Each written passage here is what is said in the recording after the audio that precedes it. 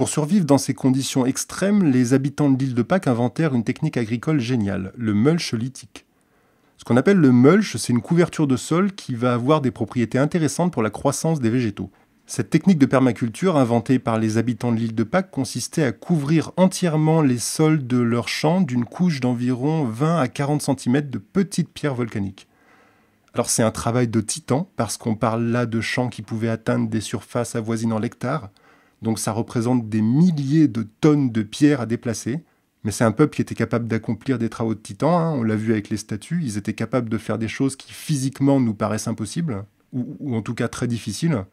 Et le fait est qu'ils l'ont fait, ils ont déplacé des milliers de tonnes de pierres pour fabriquer de toutes pièces des champs artificiels recouverts d'un mulch lithique.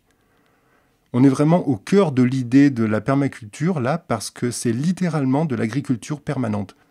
On construit le champ et une fois qu'on l'a fait, on n'a pas besoin de retransporter les pierres tous les ans. Une fois que le champ a été construit, il restera là pour les générations futures, il sera là pour toujours. C'est de l'agriculture permanente. Alors concrètement, comment ça marchait ? Les Paskans cueillaient des herbes qu'ils faisaient brûler pour en récupérer la cendre. Puis ils répandaient ces cendres dans leurs champs de pierre. Ces champs étaient de forme rectangulaire et avaient des surfaces comprises entre 100 mètres carrés pour les plus petits et jusqu'à 1 hectare pour les plus grands.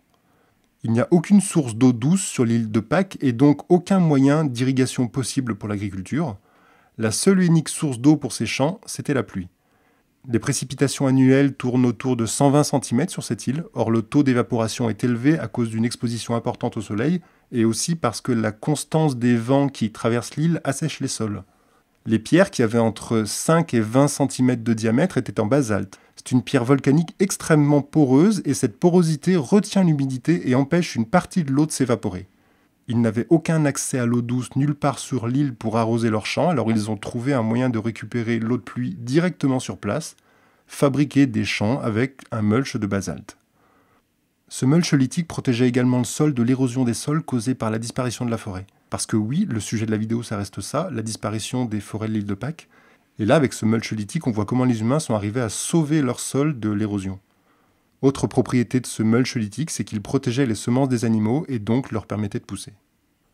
Garantir l'humidité du sol, protéger le sol de l'érosion, protéger les semences des animaux donc, mais aussi tout simplement augmenter la productivité au mètre carré sur une île coupée du monde et donc avec une surface extrêmement limitée.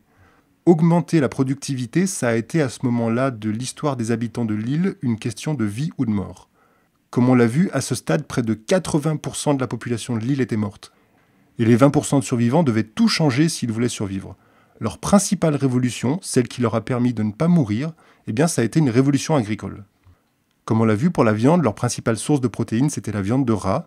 Du côté des plantes, on va retrouver un mélange de végétaux qui viennent à la fois de Polynésie et d'Amérique du Sud. Et on l'a vu, c'est ça l'île de Pâques, un point de rencontre entre les Polynésiens et les Incas. Donc c'est pas surprenant qu'on trouve des plantes de ces deux cultures sur l'île. Les Paskans faisaient pousser du taro, un tubercule originaire de Polynésie, des bananes, également originaires de Polynésie, mais on avait aussi des patates douces qui, elles, sont originaires d'Amérique du Sud. À cette époque, tous les arbres avaient disparu de l'île, y compris le précieux Paschalococos disperta, ce palmier dont le cœur comestible était une part importante de l'alimentation des habitants. Eh bien, ce palmier n'était plus là.